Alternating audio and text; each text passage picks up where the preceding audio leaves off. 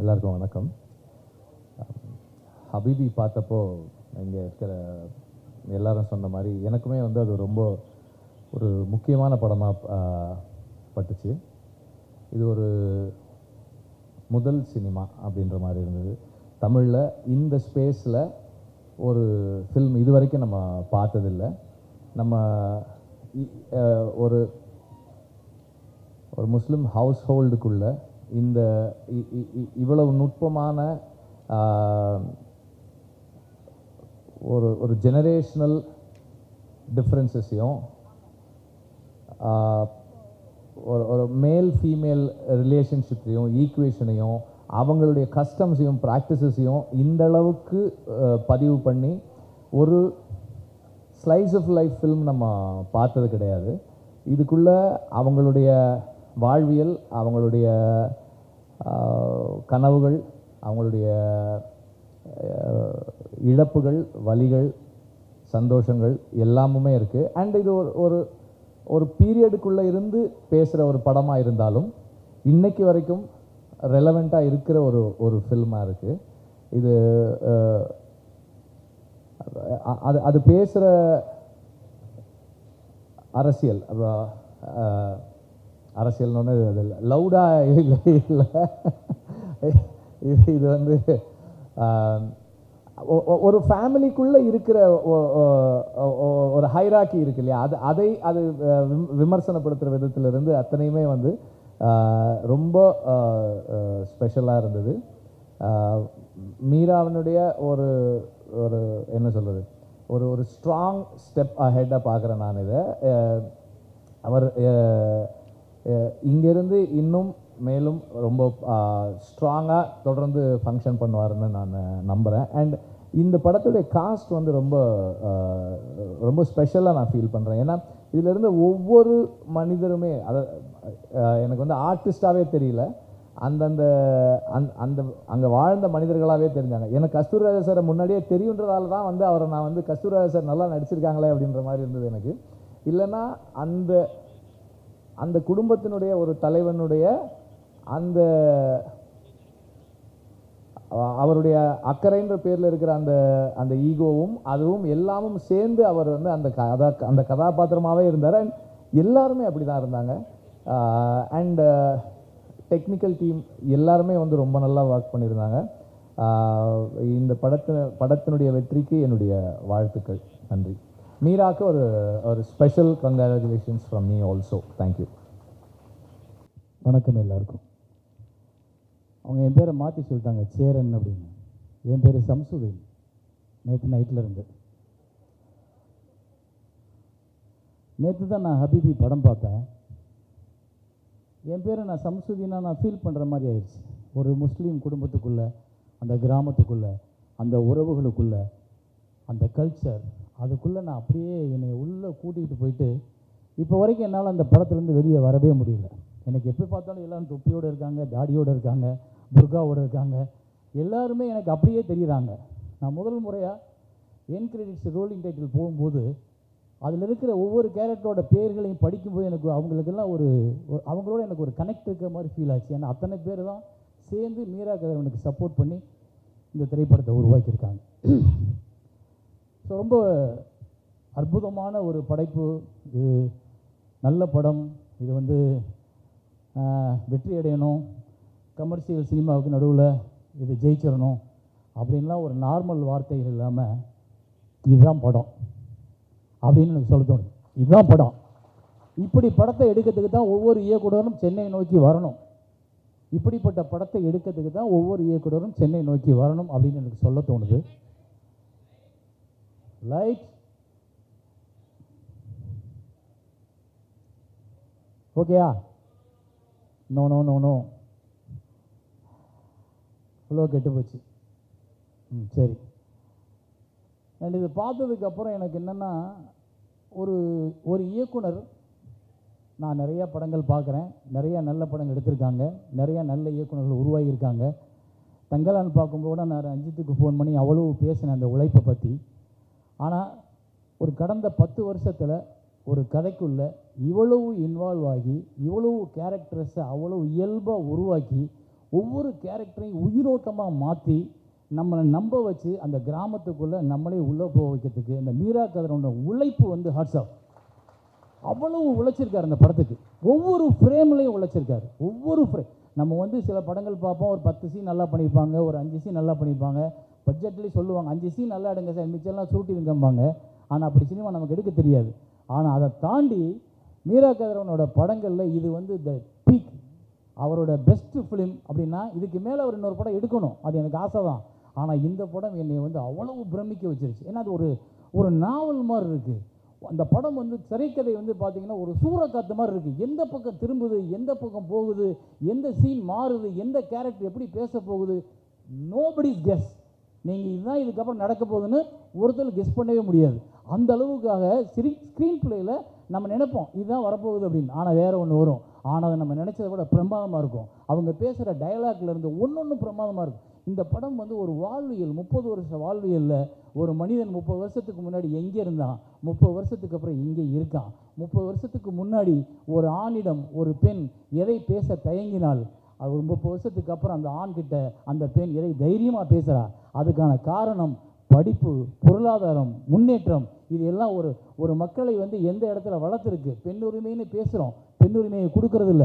பெண்கள் இப்போ அதுவாக எடுத்துக்க ஆரம்பிச்சுட்டாங்க, அவங்களே பேசுகிறாங்க. எனக்கு கடைசியில் அந்த பெண் பேசும்போது நீ எனக்காக ஏன் பேசலை அப்படின்னு கேட்பா. கைத்தட்டிட்டேன் அறியாமல். ஏன்னா ஒரு பெண் அந்த பேசுகிற சுதந்திரத்தை அவர் பேசியிருக்காரு. அப்புறம் ஒரு சமூக மாற்றத்தில் ஒரு 30 வருஷத்துக்கு முன்னாடி நம்ம வாழ்வில் எங்கே இருந்துச்சு, நம்ம கிராமம் எங்கே இருந்துச்சு, வெளிநாடுகள் போகிறது குற்றம்னு சொல்கிறோம். ஆனால் வெளிநாடு போய் தான் பிழைக்கணுமா, நம்ம ஊரில் பிழைக்க முடியாதான்னு பேசுகிறோம். ஆனால் வெளிநாடு போகும்போது அங்கேருந்து வர்ற பொருளாதாரம் நம்ம நாட்டை, நம்ம படிப்பை, நம்ம வாழ்க்கையை எப்படி மாற்றிருக்கு, எவ்வளோ தூரம் இது வந்து நம்மளை வேற ஒரு உலகமாக கொண்டு வந்துருச்சு அப்படின்றத ஒரு அழகாக பதிவு பண்ணியிருக்காரு. ஒரு ஷாட்டு பார்க்குறேன், ஒரு டாப்பாங்கில் வச்சுருக்காரு, எல்லாம் ஓட்டு வீடாக இருக்குது. அப்புறம் 30 வருஷம் கழிச்சு உள்ள ஷாட்டை கொண்டு வர்றாரு, அது ஒரு டாப்பாங்கில் வச்சுருக்காரு, ஓடுகளே இல்லை, எல்லாம் மொட்டை மாடி வீடுகளாக இருக்குது. எங்கே மாறி இருக்கு இந்த சமூகம் அப்படின்றத அவ்வளோ அழகாக உள்ளுக்குள்ளே கட்டமைப்பில் கொண்டு வந்திருக்காரு. இதுக்குள்ளே நடிச்சிருக்க ஒவ்வொருத்தரும் அது கஸ்தூரிராஜா சார் மட்டும்தான் நமக்கு தெரிஞ்சவராக இருக்கார். மிச்சம் எல்லாருமே ஏதோ ஒரு முஸ்லீம் குடும்பத்துக்குள்ளே நம்ம உள்ளே போனது மாதிரியே இருக்குது. ஆனால் ஒரு 10 நிமிஷத்துக்கு அப்புறம் கஸ்தூரிராஜா சார் உள்ளுக்குள்ளே அந்த கதைக்குள்ளே போய் அந்த கேரக்டராகவே அவர் பேசுகிற விஷயம், நடக்கிற விஷயம், அது நைட்டு பூரா அவர் 11 மணிக்கு ஃபோன் பண்ணி தொந்தரவு பண்ணேன். நான் இன்னும் 11 மணிக்கு ஃபோன் பண்ணி கிட்டத்தட்ட அரை மணி நேரம், சார் தப்பாக எடுத்துக்காதீங்க, நீங்கள் தூங்கினாலும் கொஞ்சம் நேரம் முழிச்சிருங்க, நான் உங்கள்கிட்ட பேசணும் அப்படின்னு சொன்னால் அவர் இப்போ வந்து சொல்கிறார், நீங்கள் நைட்டு தூக்கத்தை கெடுத்து இன்னும் தூக்கம் வரலன்றார். அந்த அளவுக்கு ஒவ்வொரு கதாபாத்திரங்களும் அவ்வளோ சிறப்பாக இருக்குது. ரொம்ப எனக்கு ஏன் அவ்வளோ சந்தோஷம்னா, ரொம்ப வருஷம் ஆச்சு இப்படி ஒரு படம் பார்த்து, ரொம்ப வருஷம் ஆச்சு ஒரு டைரக்டர் இப்படி மெனக்கட்டுருக்காண்டான்னு பார்த்து. இந்த டைரக்டர் மெனக்கட்டுறதுக்காக இல்லை, இங்கே வந்து நிற்கணும், இந்த படம் என்ன ஆனாலும் தோளில் நம்மளும் சேர்ந்து சுமக்கணும். இந்த மாதிரி படங்கள் ஜெயிக்கும் போது தான் நல்ல சினிமாக்கள் மீண்டும் வர ஆரம்பிக்கும். நம்மளோட வாழ்க்கை பற்றி, நம்மளோட வாழ்வியலில் உள்ள பிரச்சனைகள் பற்றி, ஒரு பிரச்சனையை எப்படி சினிமா பேசணும், அதுக்காக கமர்ஷியல் சினிமா வேணாம்லாம் நான் சொல்லலை, அந்த இடத்துக்கே நான் போகலை. ஆனால் இந்த மாதிரி சினிமாக்கள் நம்மளை ஒழுங்குபடுத்தும், நம்மை உணர வைக்கும், நம்ம வாழ்க்கை எதுன்னு சொல்ல வைக்கும், நம்ம வாழ்க்கையில் எங்கே நிற்கிறோம்னு சொல்ல வைக்கும். கடைசியில் ஒரு டைலாக் வரும், 4 செவர் இருக்க வீடு தான் வாழ்க்கைன்னு யார் சொன்னா அப்படின்னு. செத்தே போயிட்டேன் நான். 4 சுவர் இருக்க வீட்டுக்குள்ளே தான் சந்தோஷம் இருக்குன்னு யார் சொன்னான்? அருமையான ஒவ்வொரு டைலாக்கும் பிச்சிருப்பார். எல்லா கேரக்டர்ஸ்ன்னு சொல்கிறேன், ஏதோ கஸ்தூராஜா பேசுகிறதா இருக்கட்டும், அந்த பொண்ணு பேசுகிறதா இருக்கட்டும், இந்த ஹீரோயின் அந்த பொண்ணு பேசுகிறதா இருக்கட்டும், இந்த பொண்ணுலாம் லவ் பண்ணலான்னு தோணிச்சு எனக்கு. வயசு இல்லை, பட் இருந்தாலும் பரவாயில்ல. ஆனால் அவ்வளோ அழகு, அவ்வளோ யதார்த்தம், அவ்வளோ சூப்பர், அவ்வளோ நல்லா இருந்துச்சு. நீங்கள் ஒவ்வொரு இடமும் அந்த பொண்ணும் பேசுகிற ஒவ்வொரு இடத்துலையும் வந்து ஒரு முஸ்லீம், நான் தான் சொன்னேன், முதல் ஒரு இலக்கியத்தை முஸ்லீமில் எழுதுனது ஒரு பெண் எழுத்தாளர். அவங்க வந்து நாகூரை சேர்ந்தவங்க. எனக்கு அந்த பெண்ணோட கதாபாத்திரம் மாதிரி தெரிஞ்சு இந்த கதாபாத்திரம். அவ்வளோ தூரம் வந்து ரொம்ப மெனக்கெட்டுருக்கன்றப்போ அந்த டைரக்டரை நம்ம வந்து விட்டுறக்கூடாது. அந்த படத்தை நம்ம வந்து ஏதோ கடந்து போயிடக்கூடாது. நம்மளும் கூட நிற்கணும், நம்மளும் கையை கோர்த்து நிற்கணும், நம்மளும் பேசணும், நம்மளும் வந்து அந்த படத்தை பற்றி கொண்டு போகணும், நம்ம ப்ரொமோட் பண்ணணும். எனக்கு ஒரு நல்ல படம் பார்த்தா கண்டிப்பாக தூக்கம் வராது. நேற்று நைட்டில் சுத்தமாக தூங்கலை, 5 மணி ஆச்சு சார். மண்டைகளை நானாக பேசிகிட்டே இருக்கேன், இது எப்படி நிகழ்ந்ததுன்னு. அதுக்கு என்னென்னா ஒருத்தனோட சினிமா மேலே இருக்கிற வெறி, சினிமாவை வந்து அவன் நேசிக்கிற வெறி, அவன் ஒவ்வொருத்தட்டையும் வேலை வாங்கியிருக்க விதம். சாம்சிஎஸ் எங்கே அக்ஸப் சூப்பராக இருக்கும் உங்கள் மியூசிக். அந்த படத்துக்கு அவ்வளோ உயிரோட்டம் உங்களால் தான் கிடச்சிருக்கு. ஏன்னா அவங்க எல்லாம் உருவாக்கிட்டாங்க. ஒரு படத்துக்கு ரீரிகார்டிங் எவ்வளோ முக்கியன்றது உங்கள் இந்த படத்தை பார்த்தாங்க நிறைய பேர்த்து புரிஞ்சுப்பாங்க. ஏன்னா அவ்வளோ இன்வால்வ் ஆகி ஒரு முஸ்லீம் குடும்பத்துக்குள்ளே, ஒரு இஸ்லாமிய குடும்பத்துக்குள்ளே அந்த பேக்ட்ராப்பில் அந்த மாதிரியான ஒரு இசை ரொம்ப வருஷம் ஆச்சு. நான் ரொம்ப அழகாக இருந்தது. அந்த பாட்டெல்லாம் எக்ஸலண்ட், எல்லா பாட்டுமே. இந்த படம் வந்து எல்லாருக்கும் சிறந்த படமாக இருக்கும், எல்லாருக்கும் பிடிச்ச படமாக இருக்கும், எல்லாரும் இந்த படத்தை பாராட்டுவாங்க. நான் குறிப்பாக வேண்டிக்கிறது, இந்த படத்தை ரிலீஸ் ஆனதுக்கப்புறம் நம்ம விமர்சனம் அப்படின்னு வரும்பொழுது நியாயமான, உண்மையான ஒரு நல்ல சினிமாவை ஒரு உலக மக்களுக்கு கொண்டு போய் சேர்க்கணும்னு நினச்சா ஆனந்த விகடன் மாதிரியான பத்திரிகைகள் 65க்கு மேல் இந்த படத்தை கொடுத்தே ஆகணும். 65க்கு மேலே கொடுத்தே ஆகணும். அந்த அளவுக்கு இந்த படம் இருக்குது. அதே மாதிரி யூடியூபர்ஸ் நிறைய பேர் வந்து விமர்சனம் பண்ணுறவங்க, பத்திரிகையாளர்கள், நண்பர்கள் எல்லாருமே இவ்வளவு நாள் நீங்கள் சினிமாவுக்குள்ளே இத்தனை நண்பர்களோட, இத்தனை இயக்குநர்களோட, இத்தனை தயாரிப்பாளரோட கடந்திருக்கீங்க, பழகியிருக்கீங்க, எல்லாரோடையும் கைகோர்த்துருக்கீங்க. நீங்கள் ஒரு நல்ல சினிமாவை உச்சிமுகம்னு நினச்சிங்கன்னா இதில் உள்ள வெறுப்புகள் யார் மேலே இருக்கிறதையும் மறந்துட்டு நீங்கள் இந்த சினிமாவை கொண்டாடியே தீரணும். விமர்சனங்கள் பண்ணும் பொழுது நீங்கள் கொண்டாடுறதுல தான் இந்த திரைப்படம் இருக்குது, இந்த திரைப்படம் மக்கள்கிட்ட போய் சேரும். இது வந்து ஒரு ஹீரோக்கள் இருக்கிற, ஒரு அறிமுகமான ஆட்கள் இருக்கிற படங்கள் இல்லை. அதனால் எல்லாம் புதுசுன்றப்போ ஒரு போஸ்டரை பார்த்தோன்னா நம்மளால் என்ன பண்ணுவாங்கன்னா, இது ஒரு முஸ்லீம் கலாச்சாரம் உள்ள படம், எல்லாம் புதுசாக இருக்காங்க அப்படின்னு நினைப்பாங்க. அப்போ அவங்களுக்கு முதல்ல நம்ம சொல்ல வேண்டியது, யார் சொன்னால் கேட்குறாங்கன்னா, இந்த விமர்சனம் பண்ணுறாங்கல்ல, எல்லா விமர்சனங்களையும் சொல்கிறேன். அதாவது யூடியூப்பில் பண்ணுறவங்க, எழுதுகிறவங்க எல்லாரையும் நீங்கள் எல்லாருமே ஒரு சினிமாவை இத்தனை வருஷம் நீங்கள் பார்த்துருக்கீங்க, இத்தனை வருஷம் சினிமாவில் வாழ்ந்திருக்கீங்கன்னா இந்த சினிமாவுக்கு உண்மையாக உங்கள் விமர்சனம் தேவை என்பது என்னோட தாழ்மையான வேண்டுகோள். ஸோ இந்த படத்தில் நடித்த அத்தனை பேர்த்துக்கும் என்னோடய வாழ்த்துக்கள், இசையமைப்பாளருக்கு வாழ்த்துக்கள், அந்த தயாரிப்பாளருக்கு வாழ்த்துக்கள். மீரா கதிரவன் வாங்க. நான் இரவு வர 3 முறை கட்டி பிடிச்சிட்டேன், 4வது முறை.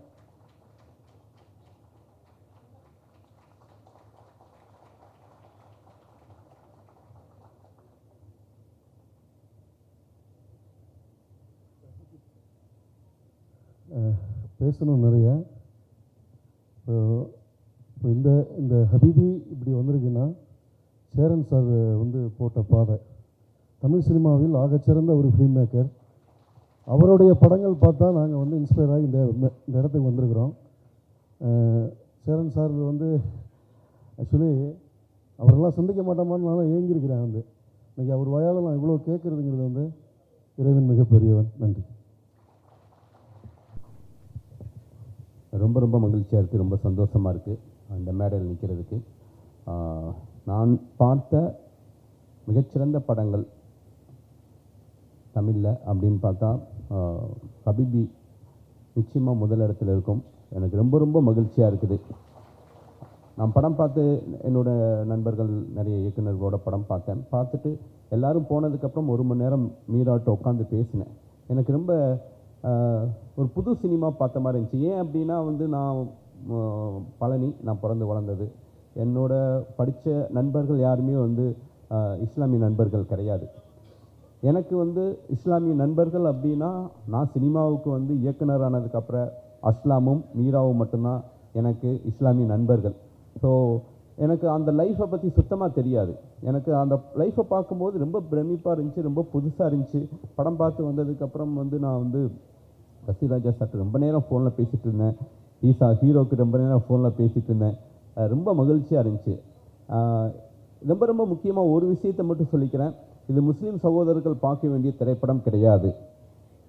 இது புதுமையான ஒரு திரைப்படம். இந்துக்கள், இந்து நண்பர்கள், இந்து சகோதரர்கள் அத்தனை பேரும் பார்க்கணும். ஏன்னா இது நம்ம பார்க்காத ஒரு வாழ்க்கையை இந்த திரைப்படத்தில், இந்த ஸ்க்ரீனில் காமிச்சிருக்காங்க. எல்லாரும் ஆதரிக்கணும், இந்த படத்தை கொண்டாடணும் அப்படின்னு கேட்டுக்கிறேன். இந்த படத்தில் நடித்த ஈஷாவாக இருக்கட்டும், மாளவிகாவாக இருக்கட்டும், உங்கள் பேர் டக்குன்னு வரல, உங்களுக்கும் என்னுடைய வாழ்த்துக்கள். இந்த படத்தில் உண்மையாக தேசிய விருது கொடுக்கணும் அப்படின்னா மீராவுக்கும் பசிராஜா சாருக்கும் தேசிய விருது நிச்சயம் கொடுக்கணும்.